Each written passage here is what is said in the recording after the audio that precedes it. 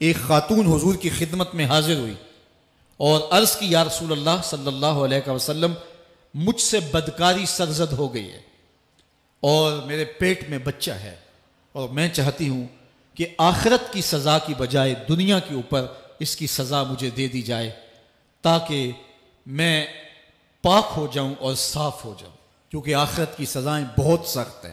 اللہ کے محبوب علیہ السلام نے جبریل امین سے ایک دن پوچھا تھا مجھے جہنم کے عذابوں کا ذکر سناؤ، تو عرض کی یا رسول اللہ صلی اللہ علیہ وسلم سب سے ہلکا عذاب، اخف العذاب، ہلکا ترین عذاب یہ ہے کہ جہنمی کے پاؤں میں آگ کے جوتے رکھے جائیں گے، باقی اس کے پورے بدن پہ آگ نہیں ہوگی، صرف آگ کے جوتے اس کو پہنائے جائیں گے، لیکن اس کی حدت، گرمی اور شدت اتنی ہوگی یغلی منہما دماغہ، اس کی شدت سے اس کا دماغ پگھل کر ناک اور کانوں کے ذریعے سے باہر آنا شروع ہو جائے گا۔ یہ سب سے ہلکے عذاب کی کیفیت ہے، اور جو عذاب سخت ہیں الیاذ باللہ، اللہ تعالیٰ قرآن مجید میں فرماتا ہے ثم لا يموت فیہا ولا یحیا، اس بڑے عذاب کا ذکر کیا جو جہنمیوں کو دیا جائے گا، فرمایا اس عذاب کی کیفیت یہ ہوگی بندہ نہ جیے گا نہ مرے گا۔ جیے گا اس لیے نہیں کہ آگے اور پیچھے دائیں اور بائیں آگ ہی آگ ہوگی، تو اس آگ میں جینا کو جینا تو نہیں ہوگا، اور مرے گا اس لیے نہیں کہ موت کو موت آ چکی ہوگی۔ جنت میں جنتیوں کو ایک ہی ڈر اور خدشہ ہوگا کہیں موت نہ آ جائے، اور جہنمیوں کو ایک ہی امید ہوگی کہیں موت آ جائے اور جان چھوٹ جائے۔ اللہ تعالیٰ مینڈے کی شکل میں موت کو لائے گا اور موت کو ذبح کیا جائے گا۔ جنتی جنت سے اور جہنمی جہنم سے دیکھ رہے ہوں گے، جب موت کو ذبح کر دیا جائے گا اب موت نہیں ہے، تو جنتی اتنے خوش ہو جائیں گے کہ اگر موت کو موت نہ آئی ہوتی تو یہ خوشی سے مر جاتے، اور جہنمی اتنے مایوس، دکھی اور پریشان ہوں گے کہ اگر موت کو موت نہ آئی ہوتی تو یہ صدمے سے مر جاتے۔ تو وہ کتنا سخت عذاب ہوگا الیاذ باللہ کہ ہلکے ترین عذاب کی کیفیت یہ ہے کہ پاؤں میں آگ کا جوتا اور دماغ پگھل کے ناک اور کانوں کے راستے سے باہر آ جائے۔ تو اس نے عرض کی یا رسول اللہ صلی اللہ علیہ وسلم میرے اوپر حد جاری کر دیجئے، اور اس نے کہا کہ میرے پیٹ میں جو ہے وہ بچہ ہے۔ اللہ کے محبوب علیہ السلام نے فرمایا جاؤ جب بچہ پیدا ہو تو پھر آنا۔ وہ چلی گئی، تو جب بچہ پیدا ہوا تو گود میں اٹھائے پھر حضور کی خدمت میں حاضر ہوئی اور عرض کی یا رسول اللہ یہ ہے بچہ جو میں نے گناہ کیا تھا، بدکاری کی تھی، آج یہ اس کی نشانی ہے۔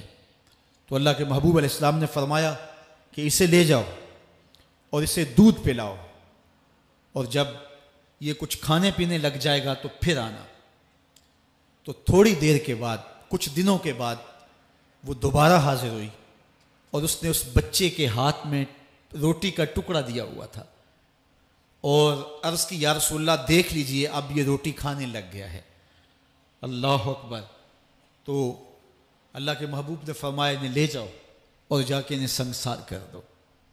اس کی یہ حد بنتی تھی، اس کو سنگسار کیا اور اس نے خود یہ سزا اپنے لیے قبول کی۔ مائز ابن مالک اسلمی عرض کی یا رسول اللہ طہرنی، مجھے پاک کر دیجئے۔ میرے حضور نے فرمایا جاؤ اللہ سے معافی مانگو۔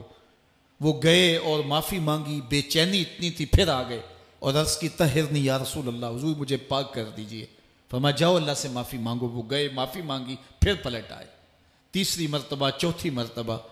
آقا کریم نے فرمایا فیما اطہرک، تمہیں کہا اللہ سے معافی مانگو، کریم ہے معاف کر دے گا، تم پھر پلٹ آتے ہو، تمہیں کس جرم سے پاک کروں؟ قال من الزنا، عرض کی مجھ سے بدکاری ہو گئی ہے اور میں چاہتا ہوں کہ دنیا پر فارغ ہو جاؤں۔ حضور نے فرمایا کہ اس کا توازن عقلی تو ٹھیک ہے، عرض کی حضور صحیح الحواس ہے۔ کہا کہ یہ نشے میں تو نہیں کہہ رہا، کسی نے اٹھ کے منہ سونگا، کہا حضور ایسی بات بھی نہیں ہے۔ فرمایا تم سوچ لو کیا کہہ رہے ہو؟ کہا حضور جو میں کہہ رہا ہوں وہ سچ کہہ رہا ہوں، مجھ سے گناہ سرزد ہو گیا اور میں چاہتا ہوں کہ دنیا پر ہی فارغ ہو جاؤں۔ اللہ کے محبوب علیہ السلام نے فرمایا کہ انہیں سنگسار کر دو۔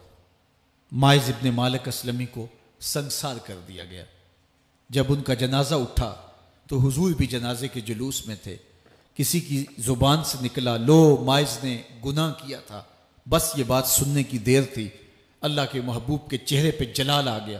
فرمایا خبردار اگر کسی نے میرے مائز پہ بات کی، میرے مائز نے ایسی سچی توبہ کی ہے اگر روئے زمین کے تمام مسلمانوں میں بانٹ دی جائے لکفاہم، سب کی مغفرت ہو جائے، کہ انہوں نے اپنے آپ کو خود پیش کیا ہے۔ اب مائز ابن مالک کا جنازہ اللہ کے رسول نے خود پڑھایا، بلکہ مسلم کتاب الحدود میں ہے کہ ان کے جنازے کے دوسرے دن یا تیسرے دن حضور ان کے ہاں تشریف لے گئے، اور جب آقا گئے وہم جلوسن، تو لوگ وہاں بیٹھے ہوئے تھے، تو میرے آقا نے فرمایا استغفروا لمائز، مائز کے لیے بخشش اور مغفرت کی دعا کرو۔ تو یہ بات ذہن نشین کیجئے کہ یہ وہ لوگ تھے کہ جن سے کبھی کوئی گناہ سرزد ہو جاتا تو وہ جلد توبہ کرتے، اور اس کی بڑی سے بڑی حد اور سزا بھی ہوتی تو وہ بھی کاٹنے کے لیے تیار ہو جاتے۔ میں اور آپ دیکھیں کہ ہماری زندگی میں اگر گناہ ہیں اور ہمیں سچی توبہ کی توفیق بھی نصیب نہیں ہے تو پھر ہم سوچ لیں کہ ہم کہاں کھڑے ہیں۔